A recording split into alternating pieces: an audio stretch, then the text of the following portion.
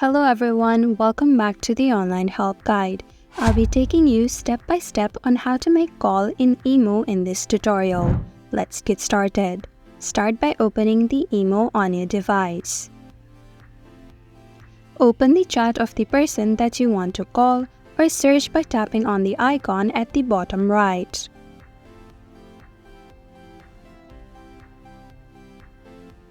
Now to make an audio call, tap on the phone icon at the top, whereas if you want to make a video call, then tap on the video icon beside the phone icon.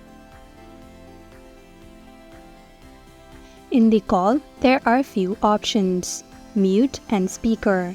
Simply tap on the icon to enable and disable. To end the call, simply tap on the hang up icon.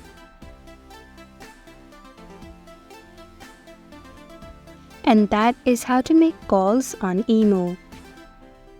Thank you for watching Online Help Guide.